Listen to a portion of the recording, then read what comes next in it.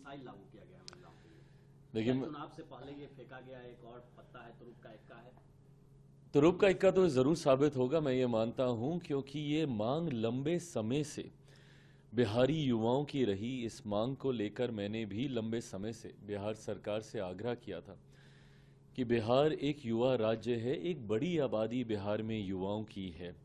ऐसे में ये युवा अभाव में, व्यवस्था के अभाव में दूसरे राज्य जाने के लिए मजबूर होते हैं, दूसरे देशों में जाने के लिए मजबूर होते हैं, और जिसकी वजह से पलायन पे जिस जिस कदर हम लोग नियंत्रण पाना चाहते हैं वो हम लोग नहीं पा पा रहे हैं। ऐसे में ज़रूरी था एक ऐसी व्यवस्था का निर्माण किया जाए जहां पे युवा अपनी समस्या के साथ जाएं और समाधान लेकर आए।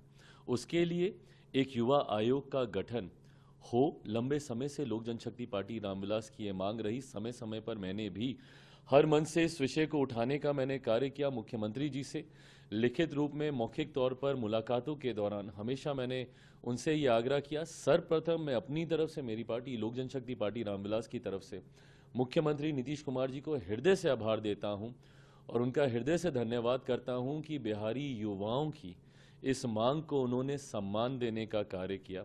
और मैं मानता हूं कि आने वाले दिनों में जब हम लोग विकसित देश की कल्पना करते हैं, मेरे प्रधानमंत्री आदरणीय नरेंद्र मोदी जी का जो लक्ष्य है 2047 तक, जिसमें बिहार की एक अहम भूमिका होगी। जब बिहार विकसित होगा तभी देश विकसित होगा, और उस विकसित बिहार के निर्माण में इस युवा आयोग की, बिहार युवा आयोग की एक अहम भूमिका होने जा रही है। ये चिंता हम लोग के लिए लंबे समय से रही कि जब देश में बाल आयोग है, जब हमारे यहाँ महिला आयोग है, अलग अलग राज्यों में अनुसूचित जाति जनजाति आयोग है, अल्पसंख्यक आयोग है, तो वहीं देश की इतनी बड़ी आबादी जिसको मुख्य धारा के साथ जोड़ने के लिए, और बिहार जैसा राज्य जहाँ के युवाओं को अलग अलग परिस्थितियों में कठिनाइयों का सामना कर पलायन करने के लिए मजबूर होना पड़ता था, ऐसे में बिहार जैसे राज्य में एक युवा आयोग की ज़रूरत अब बहुत ज़्यादा थी। ऐसे में सही समय पर लिया गया ये एक सही फैसला है, जिसके लिए एक बार फिर से मैं बिहार सरकार का, मुख्यमंत्री नीतीश कुमार जी का हृदय से आभार प्रकट करता हूं। और मैं ये विश्वास रखता हूं कि इस युवा आयोग के गठन से न सिर्फ युवाओं की समस्या का अब समाधान होगा, बल्कि हम लोगों का जो सपना है कि ना सिर्फ पलायन रुके बल्कि रिवर्स माइग्रेशन शुरू हो।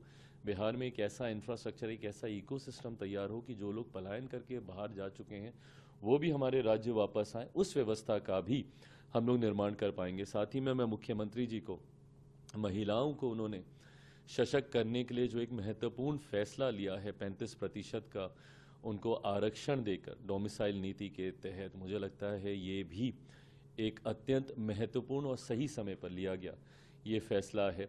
न सिर्फ ये महिलाओं को और ज़्यादा सशक्त करेगा, और इस बात में कतई कोई संकोच नहीं है, कोई दो राय नहीं हो सकती कि मुख्यमंत्री नीतीश कुमार जी ने हमेशा से महिलाओं को प्राथमिकता देते हुए उनको मुख्य धारा के साथ जोड़ने के लिए हर संभव वो फैसला लिया है। भले पंचायतों में उनको अधिकार देने की बात हो, अलग अलग व्यवस्था में उनको आरक्षण के तहत उनको इनकॉर्पोरेट करने की बात हो, और आज वाला जो फैसला है इसमें भी महिलाओं को आगे बढ़ने का, मुख्य धारा के साथ जुड़ने का एक मजबूत अवसर मिलेगा, ये मैं मानता हूँ। एक बार फिर से बिहार सरकार का, मुख्यमंत्री नीतीश कुमार जी का हृदय से आभार।